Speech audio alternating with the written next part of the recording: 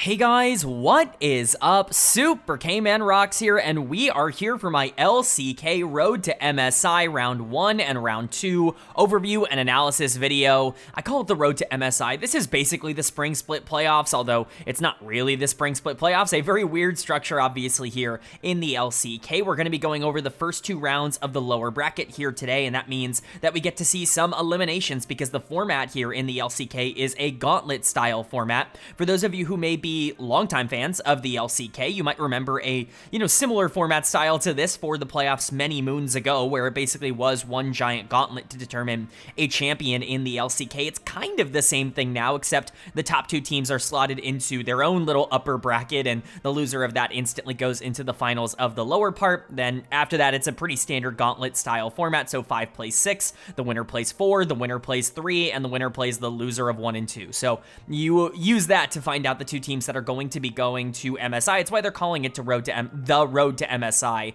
because there's not really a champion of the Spring Split. This is more so one big year here in the LCK. Hope that explanation made sense, but we're going to be going over the first two series that we got just a couple of days ago right here on this video. I hope you guys are excited. If you are, let me know down in the comment section below. What did you expect to happen in these two series, and did they live up to your expectations? Of course, I will be going over my thoughts and opinions, but I've covered every single game of the LCK for the last 4 years, and so hopefully you can trust my opinion on this one. But let's go ahead and get into things. I don't want to waste you guys' time. We're still going to be going series by series, talking about the advantages and disadvantages that each team was able to generate. I'll be giving a player of the series and a dud of the series for each series that we cover. Of course, we'll be updating the bracket at the end of the video, talking about the 4 teams that technically remain, because again, by the end of today, we're going to know our top 4 teams in the LCK. Not in any specific order just yet, but the 4 teams that are fighting it out to go to MSI to get those 2 spots. But most of today, of course, will be spent talking about the games we got. So without further ado, let's jump into the content itself. Our first series was our 5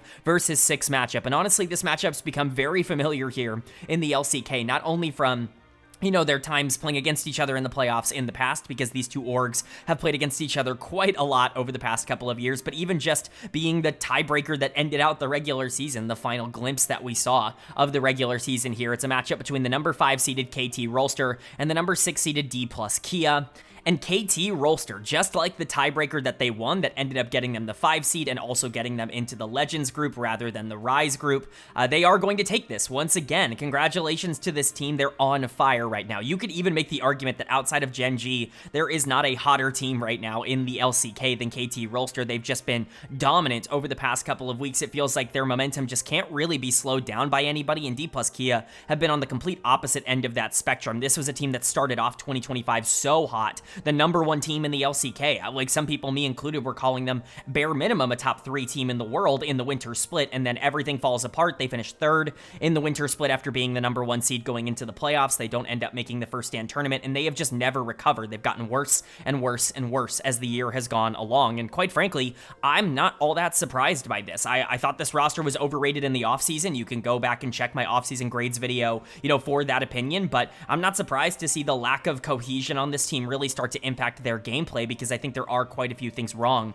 with the way that they're structured, and now they're out in 6th place. Like, this is a team that is pretty clearly in the bottom half of the LCK, even if they're, clearly the best team in the bottom half. It's just not a place they should be. For KT, obviously, we start with them. Really great series, and I think, again, this just highlights how much they've grown, because it's not one of those series where there are some back and forth moments. Like, you're not completely taking players like Showmaker and Aiming and Chiwoo, like, out of the game. Like, they're still relevant to a lesser extent, but for the most part, you were just kind of better everywhere. You had better macro, you had better micro, you were better with your hands and your execution, your drafts were really solid. Like, there really wasn't a weakness here for KT Rolster, and I think that goes to highlight just where this team has come from over the past couple of weeks. And honestly, it makes it difficult to pick a player of the series because everybody played really well. Broadcast ended up giving it to BDD. I think that was more a KDA player of the series than anything else. To me, the bot lane was the standout of this series. Both Dektum and Peter were absolutely tremendous. I think one of them should probably get that player of the series moniker. I think the bot lane was definitely the lane that felt the most consistent throughout this series. Again, nothing away from BDD or even Cuz in the jungle, who was a massive positive for KT Rolster, but really the bot lane is what stood out to me. I think Dektum was incredible in game number 3, in particular on the Senna. Thought he played really, really well in that game, and he was great on the Xayah as well. Just the consistency that we saw from him in the back half of this series. The Varus obviously was still very good. He didn't have a bad game, but generally the development of Dektum has been a huge turning point here for KT. I would say say Dectum and Perfect, and Cuz, I guess to a lesser extent, kind of getting back into form or getting into form for the first time, you know, in Perfect's case, it's been a gigantic change for KT that's really spurred on this big, good run of form. But Dectum is a player that's had a ton of success in the past. This guy has been to Worlds multiple times, and he's been on teams that have been close to contending over the past couple of years, even before that, like going back to even 2021 Nongshim. Like, this guy has pretty consistently been a threat near the top of the LCK standings, and I get that, you know, recent history might not be as kind to a player like Dectum because he kind of unceremoniously left this Dplus KIA team that he ends up taking out in the playoffs here. He was kind of labeled as a scapegoat. Both him and Kellen were labeled as scapegoats for that team and kind of given a lot of the blame when I really don't think it was necessarily their fault. I put a lot of blame on Canyon for many years, and, you know, honestly, I'll stick to my guns on that. I don't think the bot lane was entirely at fault, especially Kellen, who received a ton of the backlash there, but Dectum ends up going to DRX, and everything is a disaster there. That team ends up being a disaster, but even more so, like, he has a bunch of injuries. You know, elbow-wise, he was kind of taken out of the starting lineup for a majority of that year. Paddock came in and kind of asserted himself into the starting spot. It was just a weird year for Dectum. He ends up going to the LPL, getting a spot on Fun plus Phoenix, and that's kind of his last chance to be able to, you know, assert himself as a very good AD carry. And what does he do but completely overperform? He takes a team that on paper absolutely looked like it was going to be bottom 2, bottom 3, and they make playoffs very consistently. They win playoff series, and he's a big reason why that team was successful, of course, alongside Milky Way and Life, who were also very good. But he comes back here to the LCK kind of as a consolation prize for KT Rolster because they really wanted Pays. There was a bidding war for the most part, from what we know about, between KT and JD Gaming. The JDG ended up winning for Pays' services. Dectum was kind of the backup option for this team, and, you know, at the beginning it looked horrible. He was the worst player in the LCK in the winter split, or at least one of them, maybe not the worst, because, you know, players like Hambach and even like his laner Hype, like, they were horrible in the beginning of the year, but ends up getting benched midway through the spring split. It comes back in because Paddock is, you know, bad. Like, the second time he gets benched for Paddock, this time Paddock cannot hold on to the job, and he's actually phenomenal ever since he's gotten reinserted to the lineup. You guys know the story, but like Dectum, particularly against Dplus KIA, it's a really important matchup for him to come out and be like, I wasn't the problem. And honestly, he really wasn't. He wasn't ever the problem. This guy's never going to be flashy. He's never going to do like all of the crazy big plays, but he's super consistent. And from a team fight perspective, he's always going to be in the right spot. His gold numbers, like early in games, they're pretty solid. Like, I know I get a lot of flack because I criticize the play style of players like Aiming or Teddy at this level because they can be a bit more passive in the early game, and some people might look at that and be like, well, why do you praise someone like Dectum and his play style versus criticize the way that someone like Aiming plays the game? First of all, I think Aiming is definitely a better player than Dectum. I don't think this series proved anything else other, you know, than that Dectum had more resources given to him. But the reason I think Dectum's play style is different, and the reason I think that it's a different conversation entirely, is mostly because I really do believe that his early games are just better than those players. Like, his laning phase is just better than Aiming, and his laning phase is just better than Teddy's. And I think he might not be as great of a team fighter as those guys are, but across the board, he's just like your prototypical balanced AD carry. Like, that's the best way I can put it. He's good at everything, kind of your jack of all trades, master of none ADC. And I think that kind of showed itself up here in this series where he did kind of take apart Dplus KIA. That was 4 minutes spent on Dectum. I hope that made a lot of sense.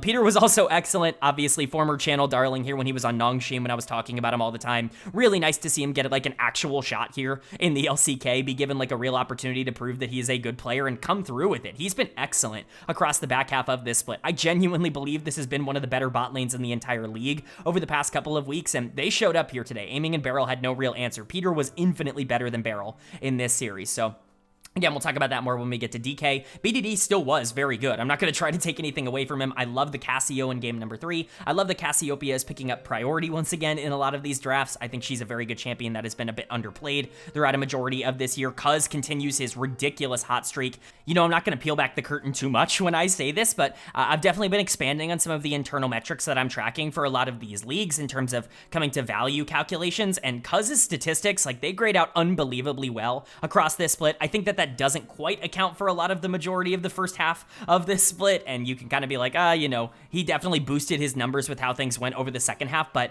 you know, Cuz had a really good split. Like, over the second half, he might be the best jungler in the entire league. Like, that's genuinely just how good he's been and how dominant he's been for the second half. That's carried through here. Again, Lucid, a player that I really like and that I think has made a lot of strides. Cuz did a lot of really nice work in this series. Perfect was also fine on the top side. Got to play more weak side here. The Yorick in game 2, the Scion in game 3.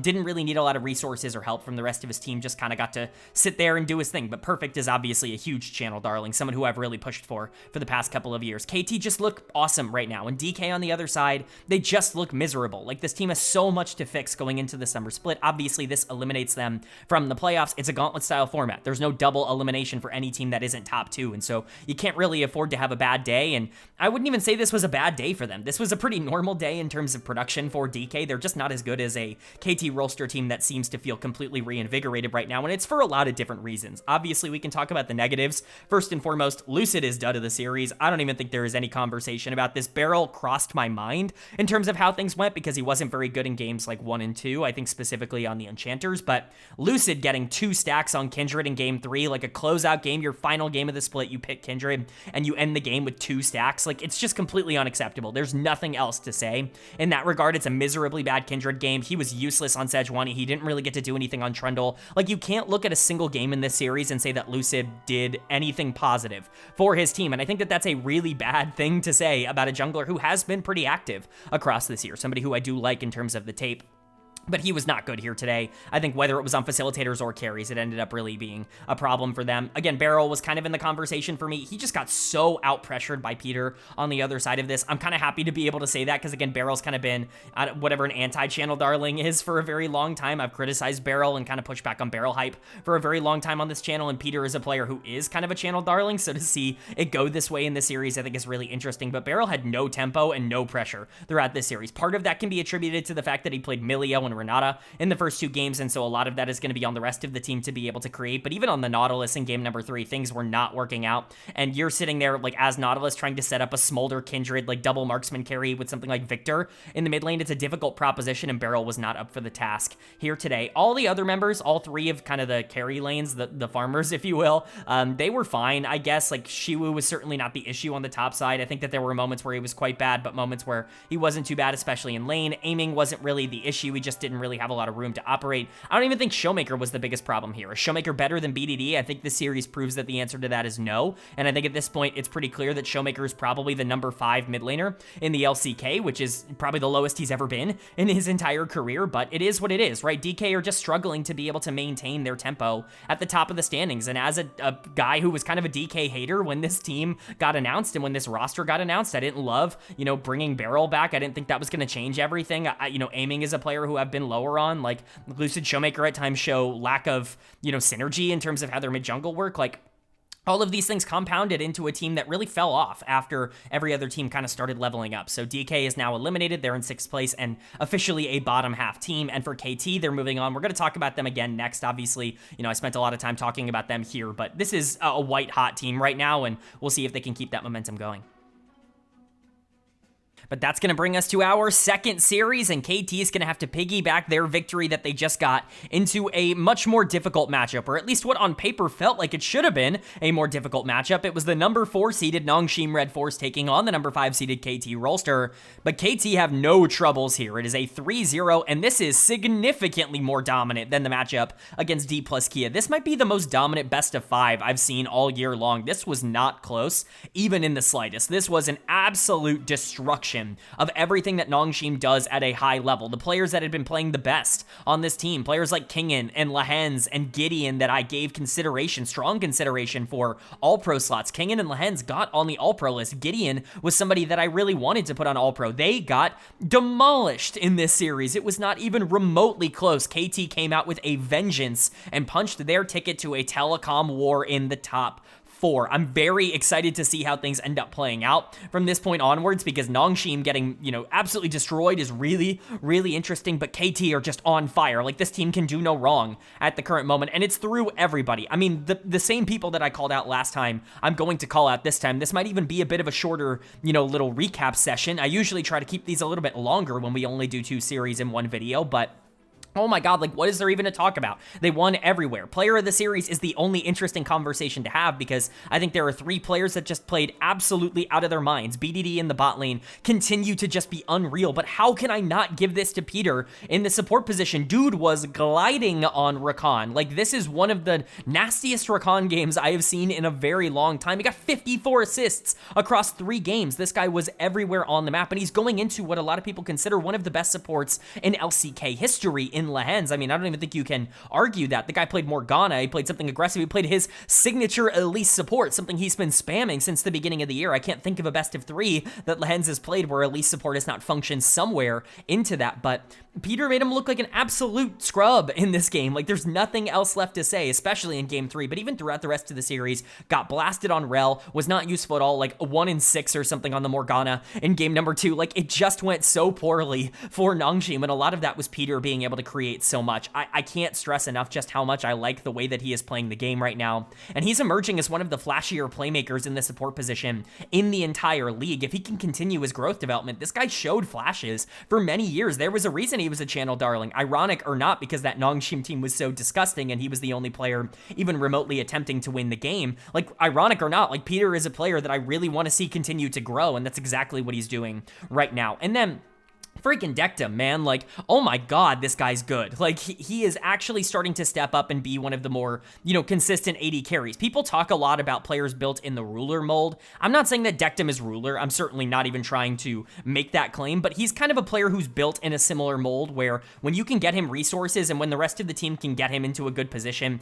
like, he's going to be awesome at staying consistent and at being good at everything. Again, I can't stress enough, he's not as good in the mid game as Ruler is. Ruler is the best skirmisher in the AD carry role that has ever existed to play the game of League of Legends, but man, like, Dectum just doesn't really have a part of the game that he sucks at. Like, he is just good at everything. Again, that jack of all trades, master of none, and so when he has a ton of resources, that's really scary for the other side because he's actually just not going to fall off. He's going to be good, he's going to do the things he's supposed to do at all points in the game, and that's how you get a 27, 1 in 30, you know, Dectum performance in a best of 5 that ends up being super important for them. So credit to him. BDD was even better in this series than he was against Showmaker and against DK. You know, Calyx has definitely not been able to keep up his momentum. We'll just say I think that that's a fair way to generalize how things have gone. Calyx has definitely not been able to, you know, match the tempo that he set in his first couple games. That's okay. He's a very young player, but Nongshim has had a black hole in the mid lane, and everybody that's been thrown at that position has kind of failed. BDD made him look embarrassing in this series. Again, like Talia, Ryze,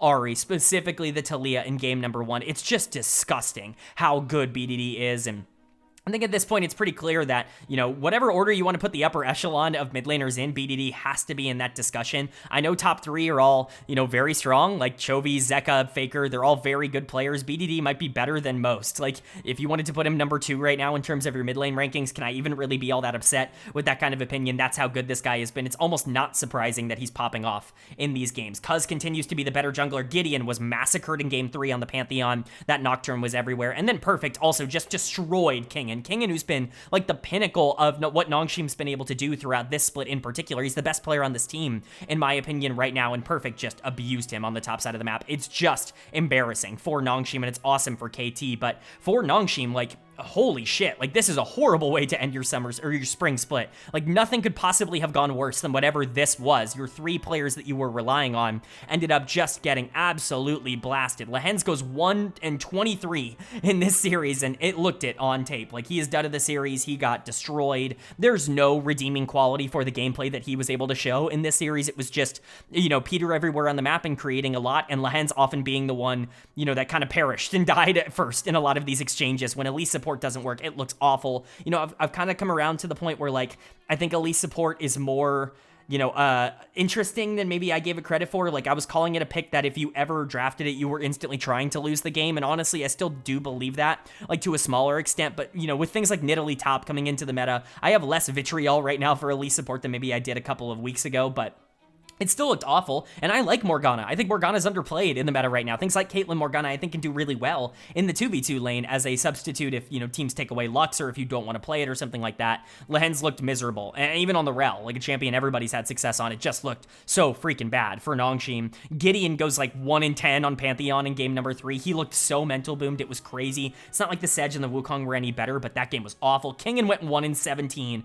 on the top side of the map. He got blasted every single game. These are the most important players to Nongshim. For them to get destroyed in such convincing fashion, like every game to be sub 30 minutes, it's just, there's nothing to say. Like Jiwoo and Calyx were somehow the players that I was thinking about the least for Nongshim, and usually that's a good thing because it means everybody else on the team is carrying, but it's because they were the only players that weren't instantly dying in every single fight. Like, it's embarrassing, again, to watch this Nongshim team. I know I've repeated myself quite a bit on that front, but there's no analysis to give. If they play like this, they're going to lose any game against any team. They would have went 0-10 against freaking KDF or DNF in this series if they ended up playing like this. Like, that's how bad this was. So for Nongshim, you got to regroup. Like, I think a lot of us had better expectations for this roster, and all they did was come out and completely shit the bed. And then for KT on the other side, like, obviously a massive victory. They move on now to take on T1 in a, you know, big telecom rivalry that could get them one step closer to finals. And honestly, in terms of like current form, KT's in better form right now than T1 is in. I'm not saying that they're favorites or anything going into that series. What I'm saying is it's probably a lot closer to 50-50 than people want it to be.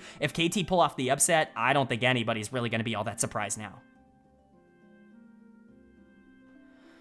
All right, but that is going to do it for my LCK Road to MSI Round 1 and Round 2 overview and analysis video. We know our top 4 now in the playoffs here, in the Road to MSI. Again, that's all this is for, is qualification for the midseason invitational, and that's why things are pretty interesting now that we've gotten ourselves down to the final 4 teams. Of course, Gen G and HLE still facing off to get that #1 seed to be the unofficial champions of the spring split here in the LCK. Gen G are still undefeated, and so you have to consider them big favorites going into this, but HLE are a very good team that we know levels up as they get into these best of 5s closer to playoffs. I wouldn't be surprised if Hanwha Life make it a more interesting series than expected. I think, you know, I said this last week, but I'll say it again here. My prediction for the series is Gen G, but it's Gen G 3-2. I think this goes the distance. I think this goes all 5 games. I think HLE step up and play really well, but just do not have enough firepower to be able to overcome Gen G. And then you've got T1 taking on KT Rolster. Again, a very interesting telecom war. Probably the most interesting one we've had